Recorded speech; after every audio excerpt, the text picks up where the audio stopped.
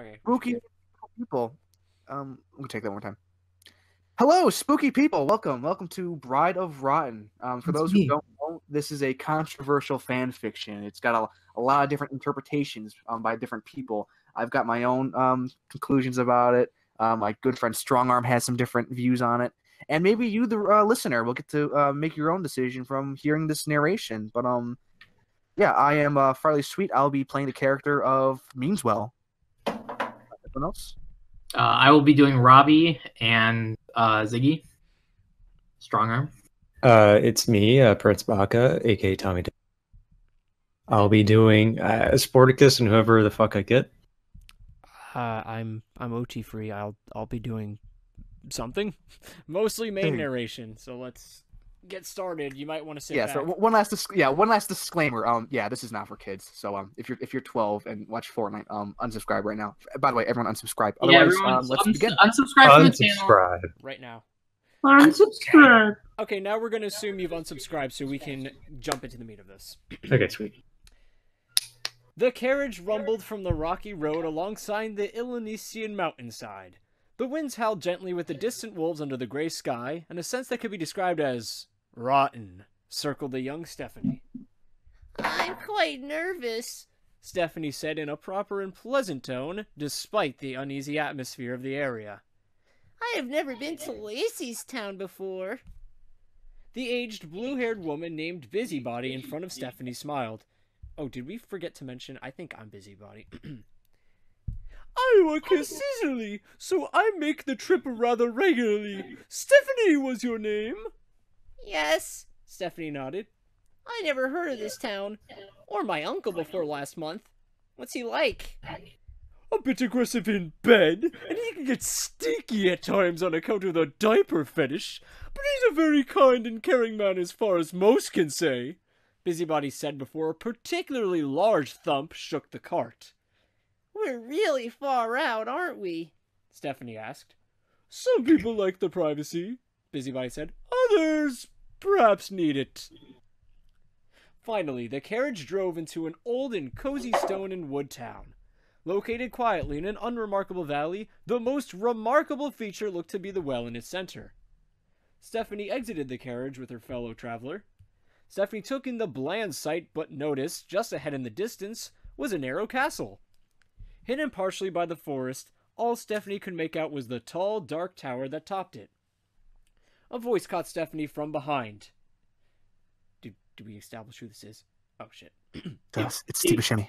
Who could do Steve Buscemi? Lady. The voice was wheezy and loose. Stephanie turned to see her carriage driver, actual carriage driver, Igor, played by Steve Buscemi. "In that castle, stay clear of everything in its direction." Before Stephanie could reply, the carriage driver whipped Twilight Sparkle and Applejack, and the two ponies led him back the way he came. Stephanie was left in her new home, but she was not alone. Is that me too? Because it's means. No, this is Luke. No. Stacy? An upbeat voice greeted her. It was a chubby, balding man in a yellow suit. "Stephanie," Stephanie corrected. I am your uncle, Grand Mayor Milford Meanswellington, but you may call me Meanswell," said Meanswell. "Hello, Milf Master," Busybody said with a courtesy bow to Meanswell. Meanswell went to give Busybody a hug and squeezed her ass. "Too long it has. I have so much laundry for you to do." That should be somebody. Did we choose a stingy? Oh, no. You I'll must. do it. Go ahead. Where is it? Another, right under, it's another peasant. Wants to take him. Another peasant. Oh, shit. Oh, whatever. Let's roll with it. A faggy voice entered the scene next. "Allow me to introduce you to our royal treasurer, Baron Stingely Stingington. You may call him Stingy. That's what everyone else calls him." Meanswell said. No, they don't. Stingy said. It's pretty good. Meanswell smacked Stingy in the face and then acted as if it didn't happen. "Allow me to show you to your room and the kitchen," Meanswell said. They walked into Meanswell's home. As they approached Stephanie's room, Meanswell bumped into a tall, cloaked figure.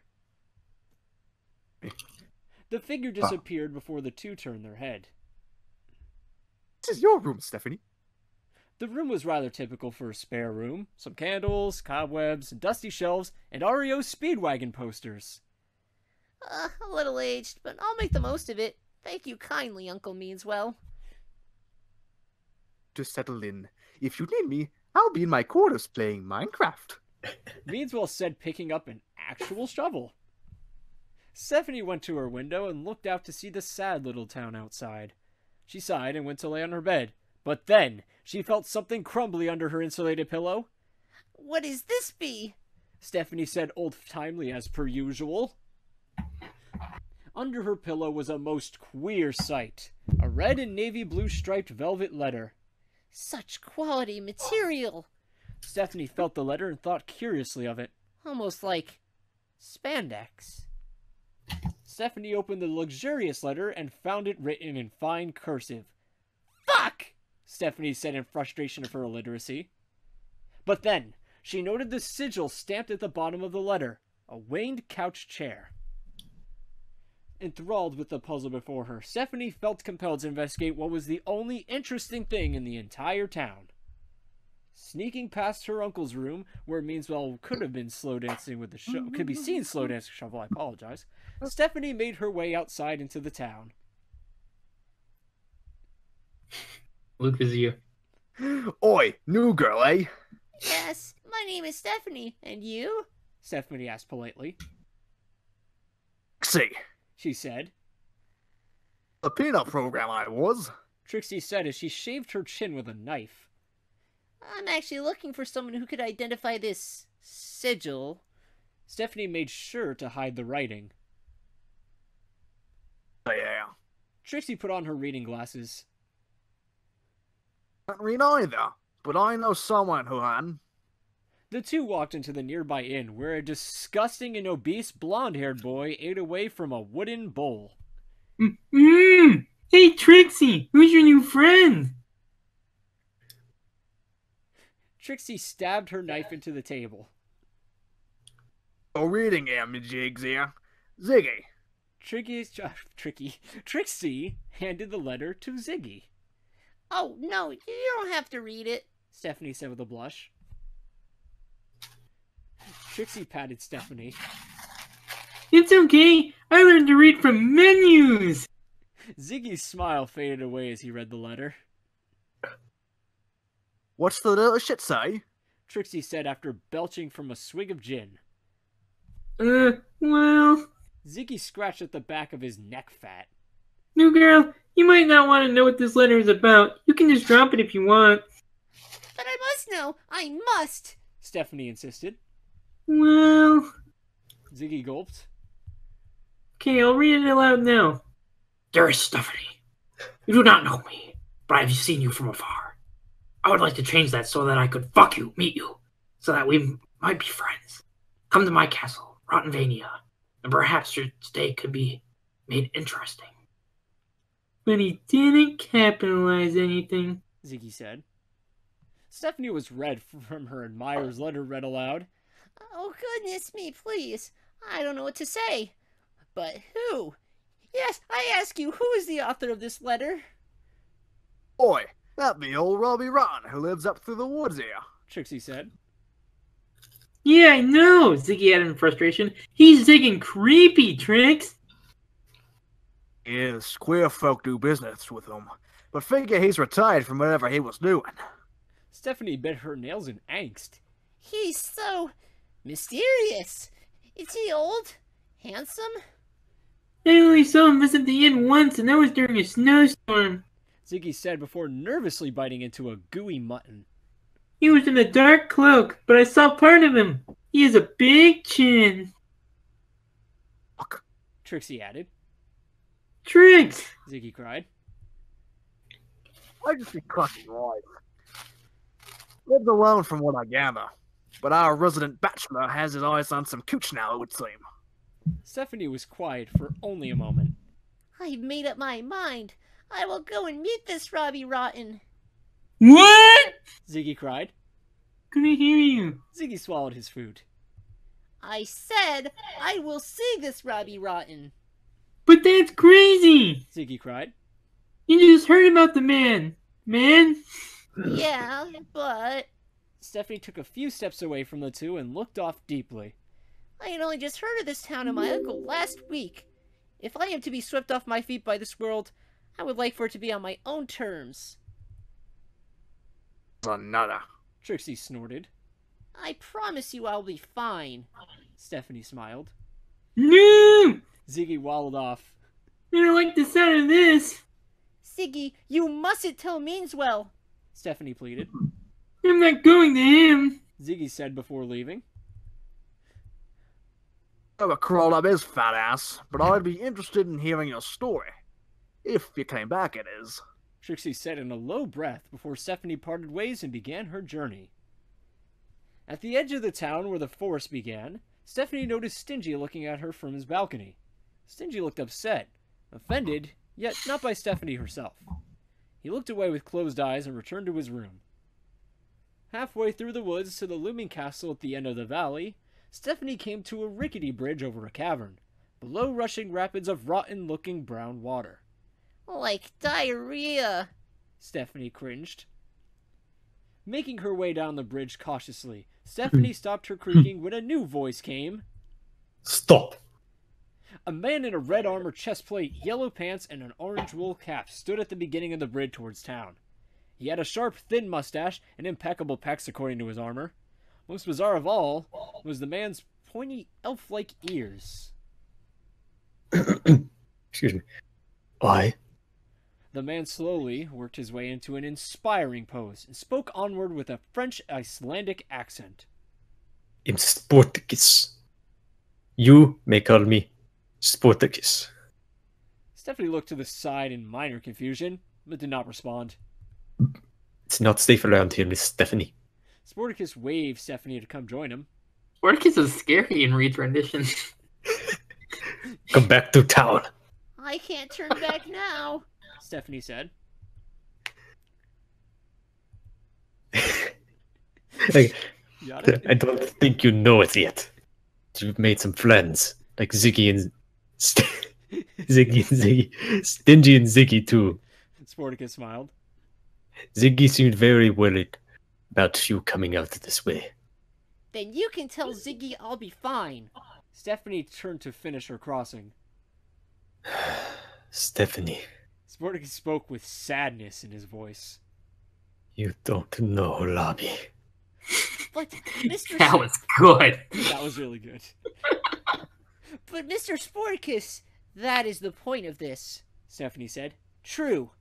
I do not know him. So I shall amend that and meet him. Fuck off, phone. It's very important that you give the best delivery here. Okay. Stephanie, super serious. Please don't do this. Sporticus took another step onto the bridge. Seeing Sporticus follow after her, Stephanie rushed to the end and grabbed the pole holding up her side of the bridge. Turn back! I'll pull out the bridge! Stephanie started to pull out the pole. What? Oh, shit! Sporticus jumped back to safety as the bridge fell down and flopped against the cliff on his side. Dumbfounded by Stephanie's unexplained determination, Sporticus grabbed at his head in confusion as he watched Stephanie rush off further into the woods.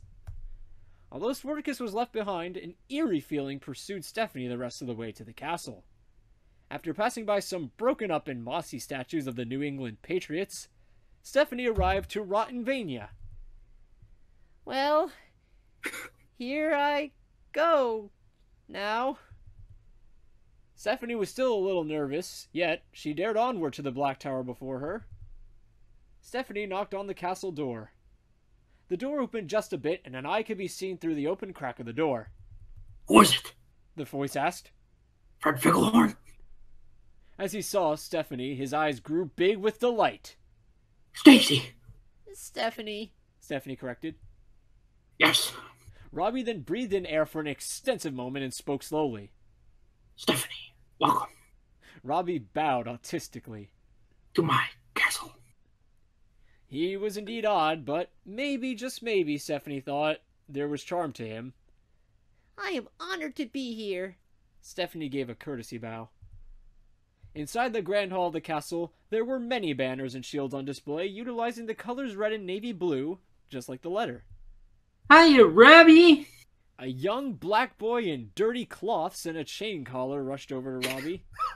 I can't do this. I'm reading it as intended. Told you it's controversial. Who's gonna voice Pixel? That's me. Go on. It's one fucking line. Hey, Robbie! Alright, go on. It's... Oh, no, we were after hire Robbie. Okay. Go away and fetch our dear guest something to eat. Robbie tossed his dark cloak to the black boy and turned to smile with a grin. My servant, Pixel. A good lad, but rather lazy. Oh. Well, I'm glad you don't live here all by your lonesome, Stephanie said. Robbie laughed. Nonsense. He sleeps outside in the doghouse. Stephanie looked upset until Robbie shrugged. A joke. The two sat down in the parlor, and Pixel brought him a cup of iced tea and a bowl of croutons, or grain squares, as Robbie called them. Fun fact. I stopped paying the electric bill years ago, and they still keep sending me power. Robbie tried to make conversation. I've tested it, too. I keep the heater and air conditioning on together, and they haven't stopped me. Whack, isn't it? So, Robbie, about your note. Stephanie sipped her tea. Robbie stopped picking his nose.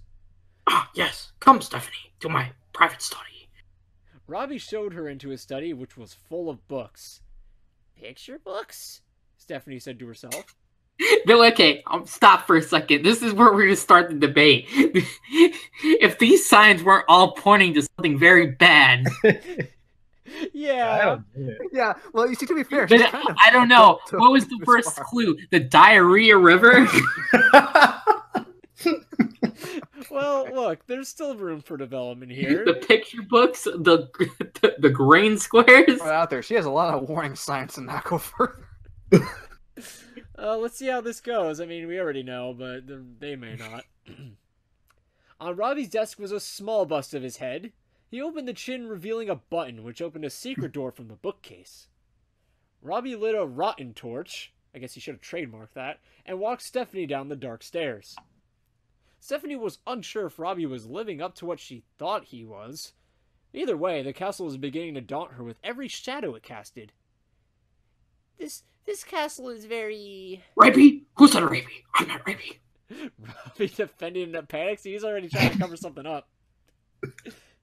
Stephanie was scared. I was going to say impressive. Her heart was now racing. Oh. Robbie giggled. Yes, another joke is all. I love you. Robbie cleared his throat. Sorry, I'm just excited. Too long since I've had a guest. Robbie said. Maybe you need a friend? Stephanie said. Robbie looked up at Stephanie with disgust, then thought for a moment. We're almost there. Good lord, the signs are not pointing to something good. They arrived at the end of the stair to see a dark room. Oh, goody. Robbie clapped his hands and his man cave came to light. There was a poker table, heart-shaped bed, minibar, stuffed sea bear, and wax figures of Robbie himself. It was Robbie's little paradise. It was a garage. Welcome to my lair. Robbie rushed over to a box and pulled out a small box. Come here, there's something I want to ask you something. Yes, Robbie? Stephanie had become uncomfortable. As Robbie looked at her with a flushed face, she knew coming here was likely a mistake. Shit, okay. Robbie bent down on one knee and opened the box. Miss Stephanie, will you become Mrs. Stephanie Rotten?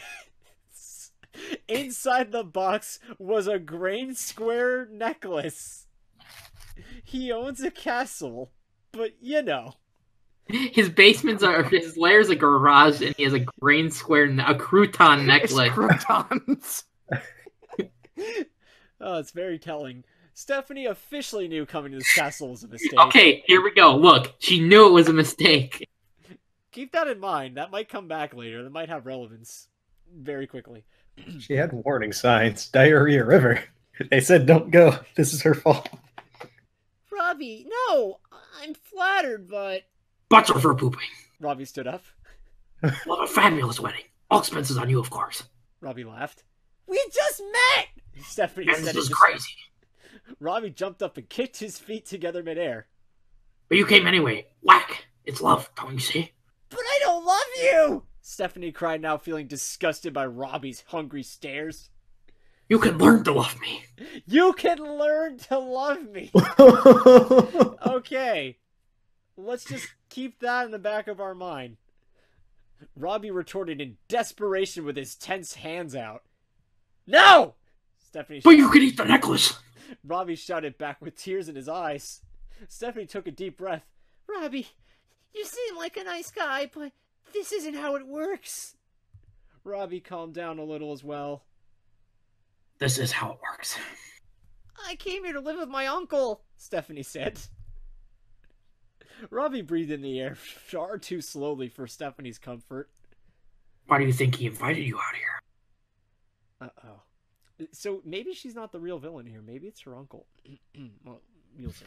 Stephanie was in disbelief at what she thought Robbie was suggesting. No, Stephanie thought. Robbie was wrong. Everything about this was wrong.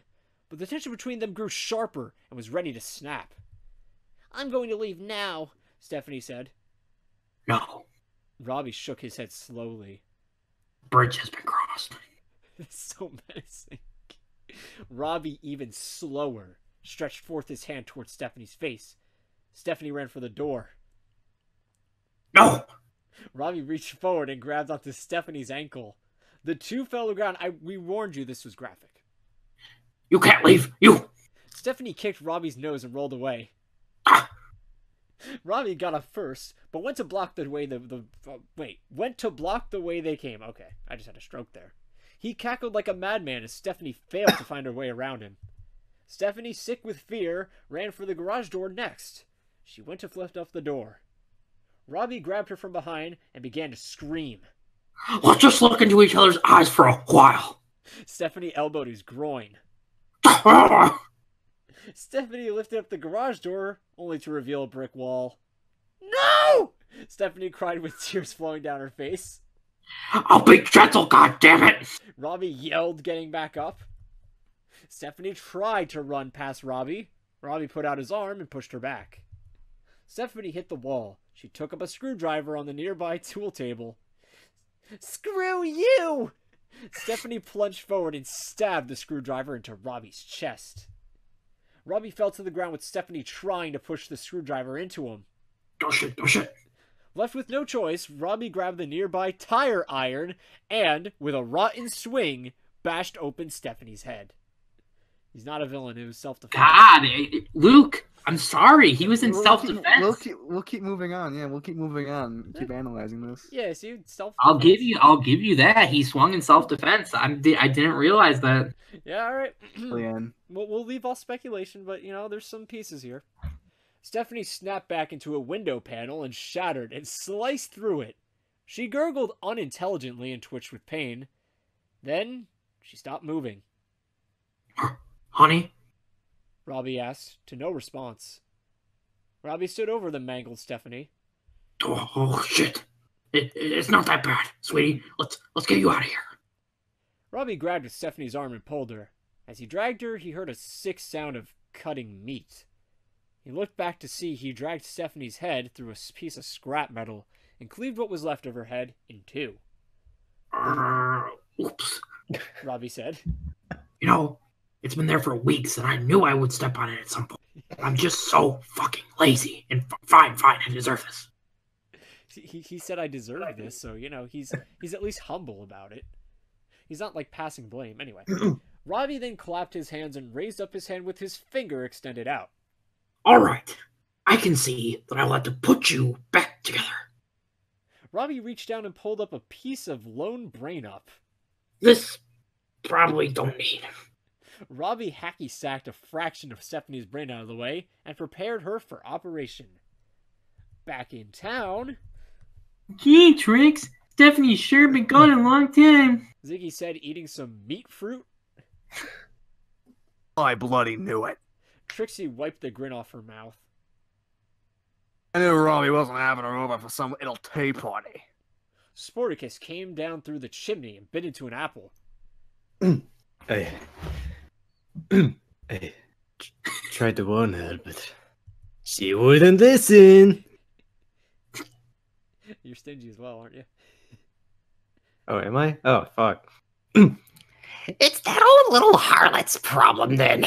Said Stingly, annoyed. Oh, wait, so I'm... Oops, sorry, I gave you the wrong character. Entering the inn with his trusty piggy bank. Tingly Stingington. It's his brother. What you want? What you want, Jew-man? Trixie asked. Believe it or not, drunkard, I happen to feel bad for one of your kind. Stingy looked off. I knew what she was walking into, and I just stood there, thinking about what to spend my money on. What are you gonna do? Cry like a little baby? Or help us find the little minge? Stingy lifted his chin up to look more snobbish. Yes, it'll make me feel better. Then it's settled. Ziggy said. Let's eat. Sporticus took the meat from Ziggy's hand. Let's wait, okay? Wait, is that me? Yeah, it's Oh. Alright then. We should tell the mayor of our departure. Sporticus said before doing some unnecessary poses. Dab. The group entered the mayor's house to see the Meanswell and Busybody. The Meanswell. He is the Meanswell. There is no other Meanswell, so, you know. The mad dog. On a couch, with Meanswell's face buried in Busybody's chest. He quickly pulled his face out with a delighted look. Children, how good to see you. Oh, Ziggy. Mayor, Stephanie went into Robbie's castle and we think she's in trouble. Said Ziggy. Stephanie's in trouble? Meanswell said, worried. Well, she's probably dead. Care for a cookie? Busybody slapped the cookie out of Meanswell's hand before she walked away. This is your niece, Mayor. Sporticus. Yes. I don't recall letting elves into my town. Meanswell crossed his arm. Shouldn't we be armed going to that freak's castle? Stingy asked. Meanswell said. Certainly don't recall letting bitch boys asking me retarded questions. Now, how is your mother, Ziggy? Meanswell asked, ignoring Stingy. Dead. Ziggy said. Meanswell. Able to defend ourselves going through those bloody woods. Trixie. After Chives Law was passed, the only weapon left in town is here. Meanswell pulled out a handgun and placed it on his desk. Yeah, and you can't have it. Oh, fuck. You're very encouraging. Ziggy Oh, said. You're like, oh, I missed my cue for Stingly. Meanswell scratched at his head with the end of the handgun. Constellation in the sky, I do wish you luck and hope you can recover my daughter's body quickly. As the four began their journey into the forest, Robbie, in a bloody apron, overlooked it at the top of his dark tower. He stepped back into his top floor, where Pixel stood in the middle. Robbie started to circle around Pixel as he talked. You know how the blacks first came to be? They were kings once, taken by white powers. We're just gonna let that sit there for a sec. Robbie injected several performance-enhancing drugs into Pixel. Civilized and made to fucking work. Ruined in terrible form. Now, perfected. My dear New England patriot, whom do you serve? A mutated Pixel foamed with rage and opened his bloodshot eyes and echoed out for all to hear. Hi, Robbie. Whatever, go kill some kids. Robbie ordered. Back in the woods, the group reached the broken bridge.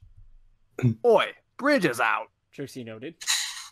I can see you, peon. Stingy said. Trixie asked. I know. Let's jump it. Ziggy skipped forward and leaped over the edge. Okay. It's hard not to laugh after. Go on, take your time. This is an important line here. Jesus Christ! Sporticus cried before Ziggy made it across 3 out of the 20 feet. He can jump 20 feet. I forgot about that. Before falling like a stone into the dirty depths below. Ziggy wailed before the rapids carried him up. He's dead. What the fuck was that? Stingy cried. Not sure what he was thinking there. Trixie said. We need to keep moving. Sporticus took on a one-legged pose. We must commune with the trees. This is a weird fucking part. Sporticus. Don't tell me that. It's not in his character at all. Sporticus hummed and matched his aurora with the forest. A tree lit up with green light and bent down towards Sporticus. Humph. I am Treebeard. How can I? Hey, Sporticus locked onto the tree. Where it was It sounded like you sounded like fucking what's his face from One Piece saying hi. Hey, hey, dude. hey, Luffy. Sporticus locked onto the tree when it was within arm's reach, and flipped it from its roots and landed it across the cliff. I built a new bridge. Tree is just screaming in agony, I imagine. Hey, can I pick up Stingy now since Ziggy's dead? Yeah, Go ahead. yeah, it's yours. All right. Ladies first. Stingy said. How do you know? That means you, Trixie spat. Stingy glared at Trixie before crossing the tree. Seeing it was safe, Trixie joined him on the other side. As Sporticus made it halfway across the tree, a speeding black bullet blasted from the forest and tackled Sporticus back to his side. What does this be? Sporticus cried before 2 black hands smashed down onto his mustached face. Hi, Robbie. Pixel yelled on top of Sporticus. Wait, really quick. Do you guys know the reference to what we're talking about when he says hi, Robbie? Off the top of my head, no. There's like, okay, so there's Listener, this fill us in. for the audience too. There's a scene in an episode of Lazy Town where Robbie goes to Stingy's birthday party, and he sits down, like he goes and he's sitting down with his present, and Pixel walks up to him and stares at him for like a solid 5 seconds, like just stares right at him in the face, and he just gets all up in his face. He's like, "Hi, Robbie," and it's just Robbie just looks really uncomfortable. That's good. I didn't know the The context. source material for what we're fucking making a fanfic out of. Okay, Pixel? Alright. Is that you? We thought you... Before Sporticus could finish, Pixel flung him into a large rock that smashed on impact. That all you got? Us? Sporticus said, staggering back onto his feet. Trixie asked. Oh shit! The way I see it, Stingy said. the longer that thing beats up Sporticus, the longer it's not after us. Pixel kicked Sporticus across the cavern, causing the elvish man to slam through several trees. Pixel then looked at Stingy and Trixie, tore his shirt, and screamed, Hi, Robbie! What do we do? Stingy cried. You cunt. Trixie ordered. Just as Pixel rushed across the tree and reached the end, Stingy and Trixie worked together to push the tree end off into the cliff, sending Pixel down with it. Problem now is... Trixie said. Yeah, you know, you're not so bad, Trick Cereal. Stingy said. What the fuck does he mean by that? Sporticus stumbled forward, somewhat bruised. Shall we continue? It was not long before Sporticus was able to kick down the doors to Rotinvania. Robbie. He called out. There was silence Then Robbie's laughter echoed from the shadows. I wish we had that gun now. Stingy said. Trixie blinked oddly for a moment. Yeah, something. She looked back the way they came. Could have swore I heard something. Faintly, a shouting voice from a distance could be heard outside. I hear too. Stingy said. A moment later, a hot air balloon landed, and Mayor Meanswell came out. Hell. Trixie cheered. You can't just barge in here without inviting me. Meanswell? Said Meanswell, pointing to himself confidently. What did you just say a moment ago, Stingy? I hear it too. Stingy repeated. Meanswell said. Oh, I wish we had that gun right now. Stingy smiled. Hey, you brought it then? Meanswell took out the handgun. Trixie and Stingy cheered in unison. Meanswell then aimed the gun at them. Motherfuckers! Meanswell said with a jingle. Oh shit! Porticus said.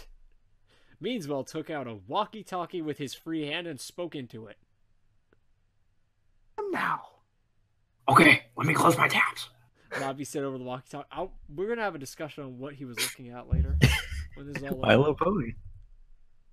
Meanswell escorted the three up to Robbie's grand laboratory after a brief bathroom break. To Robbie? Meanswell said on his walkie-talkie the moment he entered with his hostages. Robbie, now wearing a lab coat and dark goggles, looked down from his station at the four and spoke into his walkie-talkie. Excellent, He realized he could just talk to them and tossed away the walkie-talkie. Excellent, I welcome you to the wedding. Robbie, where is Stephanie? Jeez. Oh, no, go on, you're good. No, you finished the thing. Sporticus pointed up at Robbie in his most heroic pose. She's getting ready for her big moment.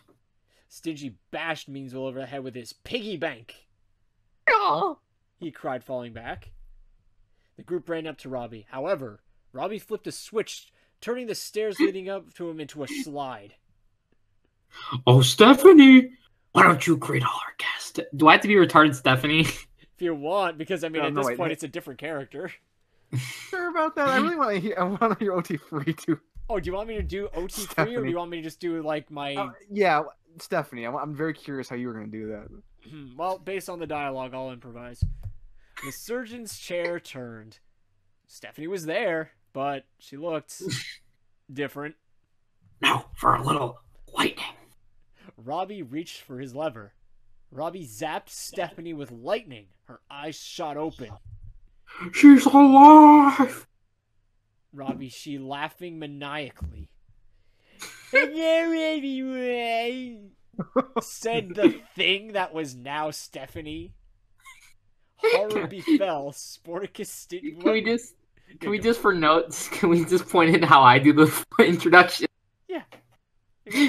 Hello, everyone! Oh, I mean, I could do Kermit. Yeah, I didn't think about that. I just went to my, IGPH Hangout voice. Yeah. The character's trying to convey is she's retarded now. Yeah. She got lobotomized. He threw out a part of her brain anyway. He hacky sacked. Stephanie looked to be scalped, having her pink hair pushed further back behind her misshapen head. Thank you for that detail. Her left eye looked off in the wrong direction with a stitch running through it. It's really graphic. Her right eye appeared to be completely lowered and swollen, as if plucked out and stuck back into the socket.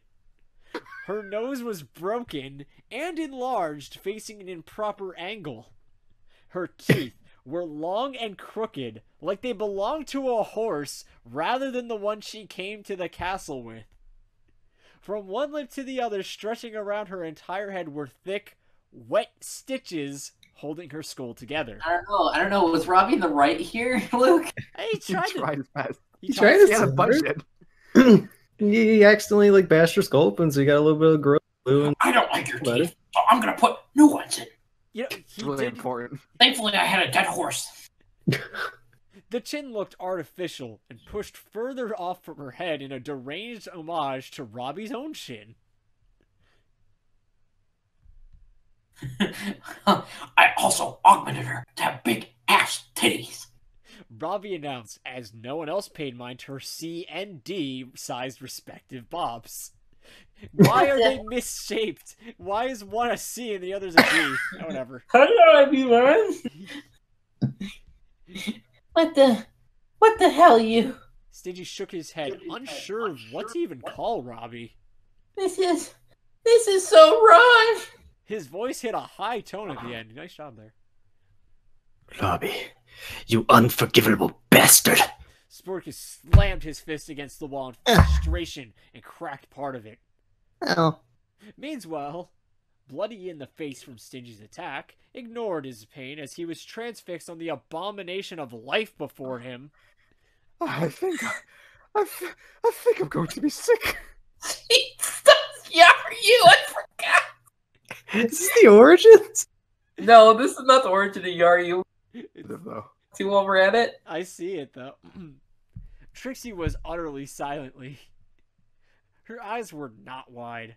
Her jaw was not dropped. She only stared at Stephanie, silently. Hello! Yaryu! Yaryu! Yaryu! Stephanie drooled and bobbed her head from side to side. Meanwhile, Robbie yelled out. come give us our vows. I can't. Meanwhile cried, unable to even look at Stephanie anymore. And I can't. Oh, God. Meanwhile vomited. I do. Robbie replied, Yabba bub! Stephanie spat all over herself. It's official. Robbie, what kind of fucking fickle wedding is this? Robbie clapped his hands and did a small spin in celebration. Now to kiss the bride of Rotten. I'll break you before then. Sporticus said in defiance. Robbie finally removed his goggles and dropped them to the ground. About that elf, I tracked my pet. He's almost home. Now, if you'll excuse me. Robbie flipped a switch, which elevated the disabled Stephanie up to the next floor. Oh, I have a honeymoon to attend to. Robbie ran off to another room. She can't consent, but is that really his fault? He tried to make her have a brain. No, that is his fault. We were too late. Stingy said with watery eyes. What the fuck was that? Stingy, shut up. That was. Oh shit. I mean, sorry. Stingy, shut up. Sporticus said, losing his cool. Just let me think. I had no idea. Meanswell mumbled to himself. Sporticus rammed his arm up to Meanswell's throat and pressed him against the wall. You let this happen. Your own niece. Or was she your daughter? Were you two even related? Meanswell was choking from the pressure. I had no idea. I swear. I just said Robbie woman. I never asked questions. He paid for his privacy. If I knew. Oh, God, if I knew.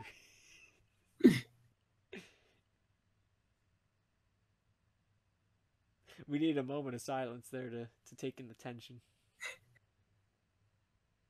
Wait, what? There you are, buddy. Oh shit! I didn't see that. I could break you. Sporticus stood on the edge of crying himself. Good job, everyone. Very theatrical. I like it. Trixie said calmly. A Sporticus. That ain't our way. Measle pointed to Trixie with a nervous smile. Mayor's side? Oof, you'd hang for that. Mm-hmm. Until we bring you and your friend for what you done. Trixie said. Thanks. Sporticus stepped back and walked away. Meanswell let out a sigh of relief, rubbed his neck and smiled. Believe we can make this. A muck-covered arm bashed through the stone wall and through Meanswell. Hi, Rami. Meanswell looked down at the arm going through him. Meanswell said plainly before the arm pulled back, bringing him in with a gust of dust. Get back. Sporticus shouted. Stingy obeyed, but Trixie saw Meanswell guns on the ground. Fuck me with a hammer. Trixie said to herself before dashing for the gun. Uh, I think that's you. Trixie, no! Trixie picked up the gun near the entrance just in time for the muck monster Pixel to step in and swat her aside. Trixie smashed into some lab equipment, which began to spark. Wait. Oh, okay. I thought like fucking whatever. Doesn't matter. Alright, It don't matter. this is my line. I've been waiting for this. I've been waiting. Give it. Sporticus yelled at the top of his lungs as he charged It's Elven anatomy, thank you. The top of his lungs.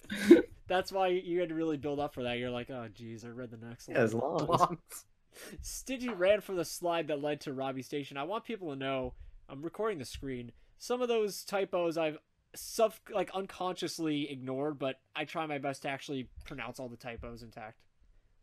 He made it up a quarter of the slide before sliding down. Sporticus hit Pixel a few times, but was quickly slammed into the ground and beaten over and over again. Stingy again slid down the slide, see? This just isn't my day. He said as Trixie bled out on the ground and Sporticus was thrown about by Robbie's monster. Keep it up, Sporticus! Stingy said, running by him. no problem. Sporticus threw a punch at Pixel. However, Pixel adjusted himself so that Sporticus threw his fist into his mouth. Stingy looked back to see Sporticus' left hand missing and spewing blood. Oh, jeez. More dismemberment. As Pixel raised Sporticus over his head, Stingy bolted for the slide with a long head start. From the end of the room, Stingy ran up the slide, slowing down at the last second and making it to the top the second after. For a moment, Stingy thought about escaping the way Robbie went. He looked back at the so-called peasants and felt it would be wrong to not die by their side. Why does he have a character now? That's exactly what Luke said when we wrote that. Damn it. Stingy ran to the control panel, which looked to be labeled for a 5-year-old. Stingy pressed a red button, causing a moo sound effect. Oh. It's a fucking scene thing. The rod that zapped Stephanie returned from the ceiling, and Stingy directed it to aim Pixel. Hold him still. Sporticus fell to the ground, a bloody mess. I don't have the strength. He coughed. Pixel moved in for Sporticus. Hi, Trixie sat up and delivered 5 rounds into Pixel. Pixel stepped back from getting shot and held still, just long enough for Stingy to pull the lever. Unprecedented levels of electricity blasted into Pixel for a long, flashy moment. Oh shit, nigga. Stingy pulled the lever back. Pixel held still steaming, grabbed at his chest, and turned to stone. Stingy converted the slide into stairs and rushed down to Sporticus. I'll be alright, Oh, no, it was you. Sorry. Oh shit. I'll be alright, Stingy. Go check on Trixie. Sporticus pointed to his remaining hand. I like the idea that he just has like a body double who changed voices. Yeah. Trixie, speak to me. Stingy cried. Trixie used the last of her strength to pull a flash. Wait, to pull. It was supposed to be a flask. Okay, to pull a flash from her pocket. Took a swig and then dropped it. You did good. For little baby. Trixie chuckled before her eyes shut. Sporticus bandaged his bloody stomp with a tear from his pants. Tear. Stingy. Stingy picked up the handgun. Let's finish this. Alright, phonetically I hate the word tear and tear because they're spelled the same way. Whatever. Stingy and Sporticus moved up into the castle. Sporticus had to lean on Stingy all the way and was drifting in and out of consciousness from blood loss. Stay with me now. Stingy grunted under the weight of Sporticus. We've got to stop Robbie. Sporticus Hey. coughed. Hey, how do you know Robbie? If I can ask. Stingy said. And then Sporticus took a sip of Gatorade. Voice sponsor. Oh, I gotta prepare for this.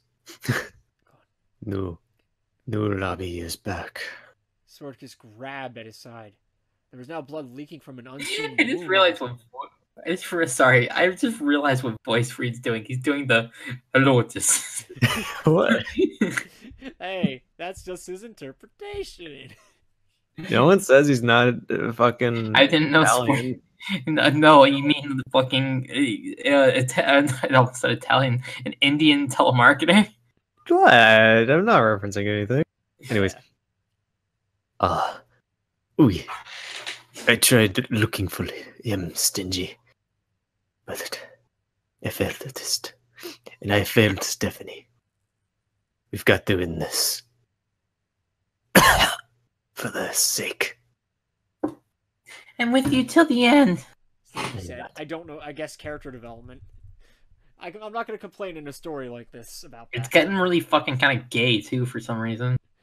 He's just got some weird Nakama boosts. Some Platonic, shonen. you know? It's romance, you know? Yeah, it's romance in a shonen. And in ahead, in a museum-like room where many insects and small animals were on display, Robbie danced around with euphoria. He's really enjoying this. Stephanie laid on a fuzzy orange bed with her arms cringed into her body. Robbie still wore his lab coat, but nothing else. On a stereo, he played Oingo Boingo Little Girls and passionately sang along as his manhood and oblivious Stephanie bobbed with the system. I love little girls. They make me feel so good. Robbie slapped his hands as Sporticus and Stingy entered the room. I love little girls. They make... Hey, yappa friend, yappa you, yappa yoop, Stephanie babbled.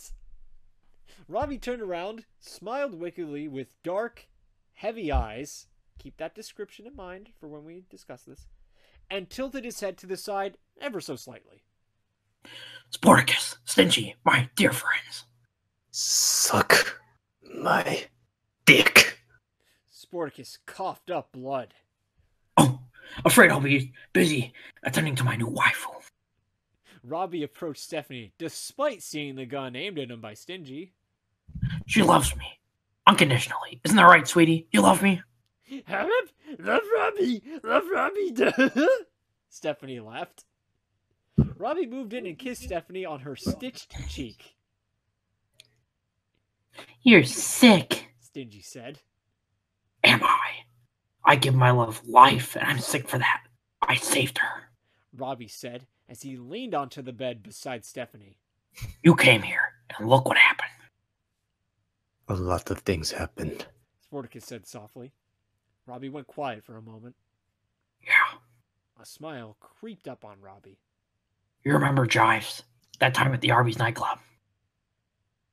Don't think we won any of those bets. Sporticus said, looking down with a shared smile. Those were better times. Robbie looked deeply upset as he nodded. Yeah. Robbie then suddenly leaned forward, revealing a handgun from under the bed pillow. He fired twice and hit Sporticus both times. Stingy, however, fired off one round and managed to hit Robbie in his gut. Sporticus fell to the ground. Robbie bounced off the bed and laid against it. Stingy ducked for cover, and Stephanie covered her ears and cried from the sudden loud noises. Sporticus! Stingy called out from behind a large crate. There was no response. Stephanie wailed. Robbie cried out in pain from his gunshot wound. Stingy, very carefully, moved out from around the crate with his gun aimed at the bloody Robbie. The maniac had dropped his gun. If you strike me down now, I'll go... fuck! Robbie spat blood. I don't know which one of you two is the real monster, Stingy said. Robbie leaned his head back and rested his eyes for a few seconds, listening intently to Stephanie cry. I could have been a great husband, you know. It's a rotten heart. But I would have loved her with every piece of it. But I don't... Fuck, I fucked up the most deep line in the You story. can start over. Don't worry. Go ahead. But I don't think I could have been her friend. Robbie let out a heavy breath. No inhale. Another heavy exhale. His movement ceased. Stingy looked over at the weeping Stephanie, closed his eyes. Good night. Stingy said, heart shaking, hands firm, gun aimed. He fired his handgun. The crying stopped, but it would never be unheard. Like Stephanie, Stingy had been greatly changed by the castle. The memories of his friends that could have been, the horrors he witnessed, were his to bear, but bear them he would for them. And that, my friends, is the story of Roger Rock. And for the sake of foolishness, we're going to play this. The source material for everything you just read. So is this a prequel or sequel? I mean, it can't be a prequel given how this opening portrays No, things. it's just meant to be like. He turned her into a monster. This is meant to convey that these are the characters we just wrote about. Oh, I know, but I just love that you put this at the end to remind us. No, I just want to give my quick little thoughts. I mean, not much is to be said. It's a classic piece of literature. Should be taught, and every child should read this as a school project at some point in their life. Yeah, I think But the like most. now, I think okay, most now that we're at the kindergarten- end, let's just say yeah. So it's a bit twisted, dark, controversial, all of that. But who was the real monster? Who was in the wrong? That's what I really wanted to discuss. All right, well, Well, before we actually talk about it, clearly the authors are the real monsters because they wrote the whole scenario. Well, who could that be? Well, they shall not be named unless they want to name themselves, but I sure as hell know I didn't write it. But I'd like to suggest that, as we've clearly seen, he had good intentions. They just were unintentionally bad intentions, if you know what I mean. He's tragic, but also he fucking should have known what he was doing is wrong.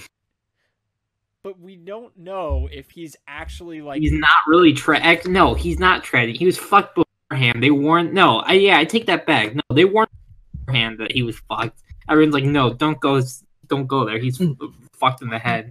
Am I good to stop That's recording why- or well, what? I mean, do you see Stephanie as tragic? Like, curiosity killed the cat. She was so bored with the town, she chose to go there, and she brought it on herself. She's the one that tore the bridge off, separating her from safety. You know, she brought it on herself. The bridge has been crossed.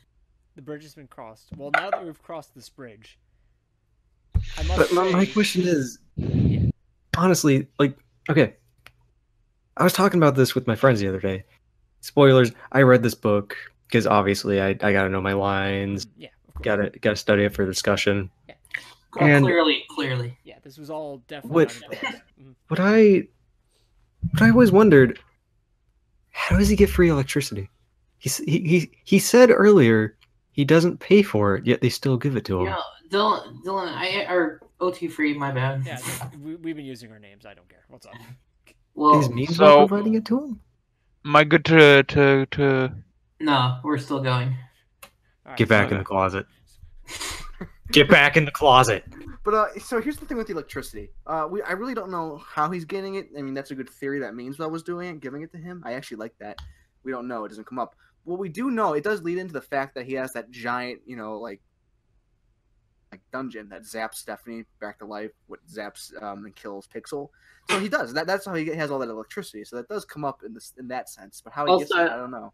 I'd like to point out the New England Patriots statues in the beginning. Yeah, that does come back later. I like that he references that. I was afraid that was going to be a one-off line that didn't have any meaning. His previous victims. So it tells you he does have a body count.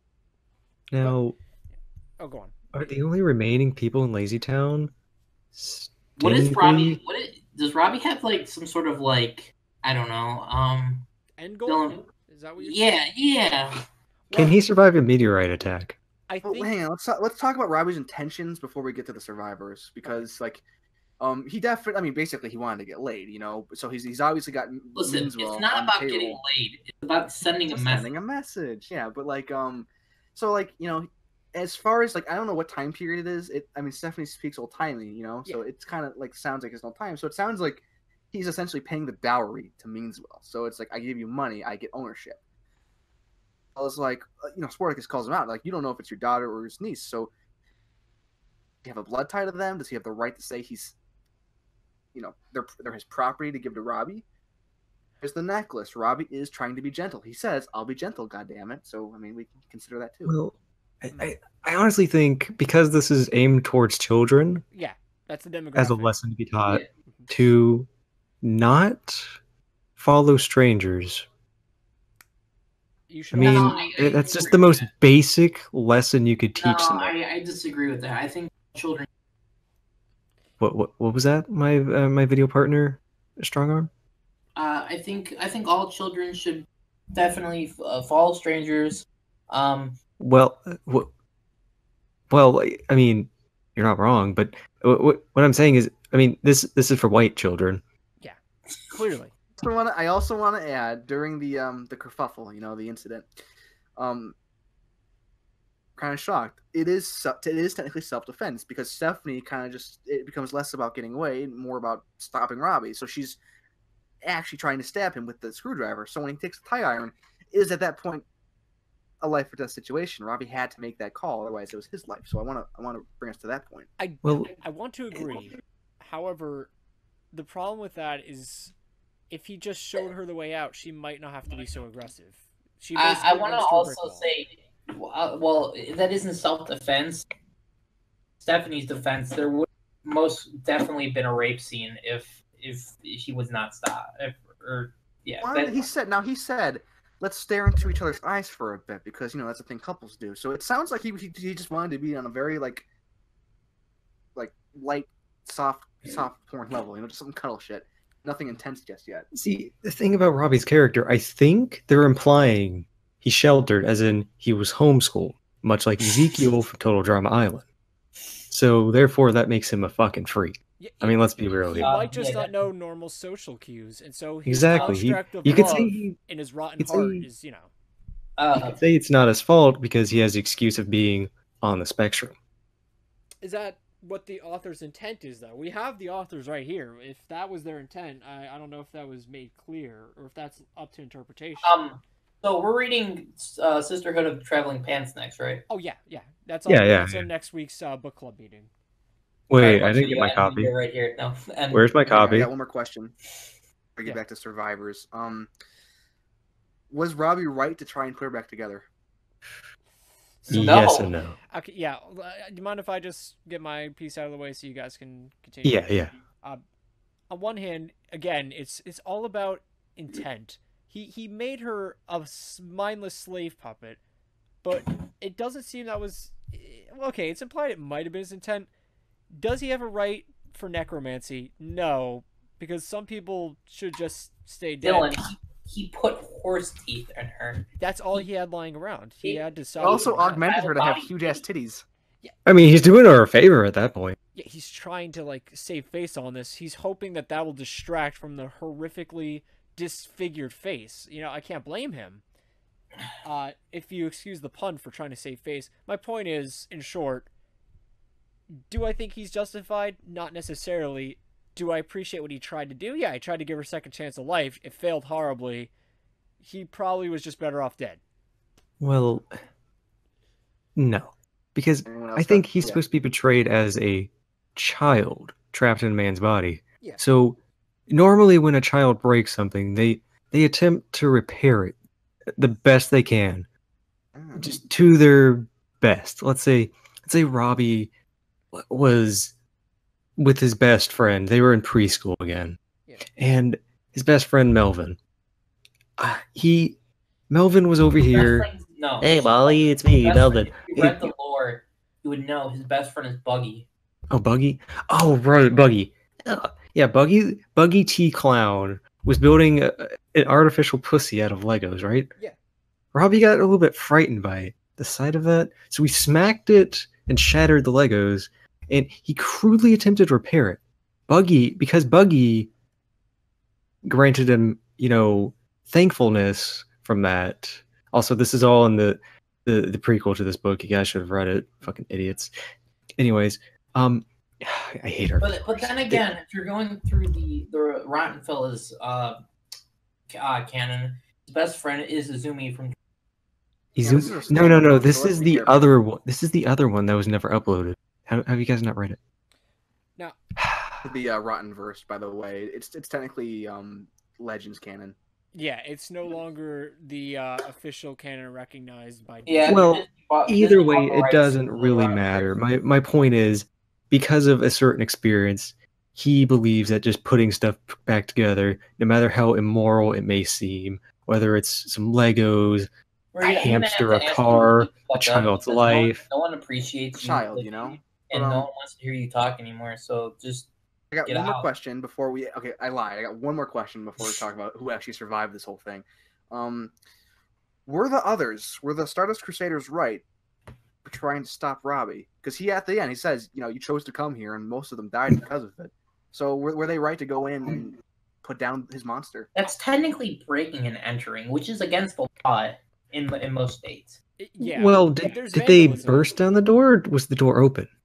Because if you leave the door open, that's just Yeah. inviting people in. No, I would assume he closed it, but he is just so fucking lazy. Yeah, he might have kept the door open unintentionally. Yeah, See, it goes back well- to intention versus unintention. That he's intentionally and unintentionally a tragic character, depending on your viewpoint. Wait, no, wait. I can't justify this because if you want to be a true lazy person, you have to register that as a disability. Did Robbie Rotten register that under his disability? We don't know. See, Really have that's to the register. answer. I don't know. You just 'Cause- have a rotten realization. To get back on track here, like Sporticus, he chose to lead everyone there to to finish Robbie off, to put the monster out of its misery. But were they right to do so? Shouldn't they have just let him? They seem to both be happy. Shouldn't they have let them both be happy? Or what are our thoughts on this? I wouldn't really look that too deep into a preschooler's book like this, but If I put on my thinking cap for a moment, I think Get my thinking chair, get my thinking ground, get my I thinking. can agree panties on. that at the end of the day, you do and do not have a right to help someone when they've been warned. They frequently warned her, do not go there. And so by voluntarily going, that's on them. At that point, again, I'd argue self-defense. He was just defending his home, his new soon-to-be wedded wife, and, Sporticus helped them get married. That's on him. He made that obligation, so at the end of the day, I can't say that Rotten acted alone. He had accomplices, whether they were trying to be or not. They helped Aiden in this whole thing. It could have been. Yeah, Meansville was directly on his payroll too. You're right. Yeah, the whole town was in on it. They didn't know the exact extent of it. They just knew he was doing things, and they weren't trying to stop him. They just Basically allowed it for years. Well- you hear Trixie says, they know he was weird, and they let it go on for a while. But They let him build. what happened to the other women is my question. Do you think we should get We into don't that? know if he tried. Yeah, it's open to speculation. Go for it. Well, clearly, Pink hair. What I think what happened was the women weren't quite anime enough. They had normal hair and clothing. Not enough horse And- teeth for you. You think? That was something he fetishized? I know. I think that's just what he had lying around at that moment. I'm of the camp that teeth were just on handy. Yeah. Yeah, I don't think. Honestly, by that point, I don't think he cares about looks. Just the fact that Stephanie just spoke to him was more than enough.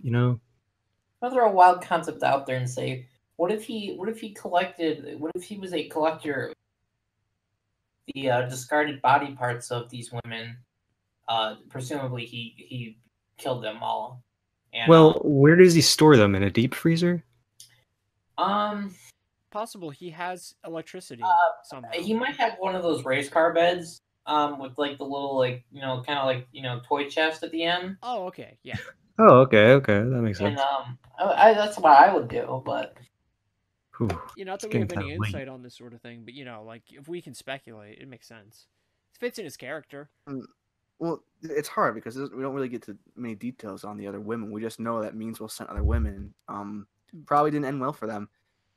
He's got the whole diarrhea cavern to toss the bodies into if he wanted to. Wait, is that real Oh. diarrhea?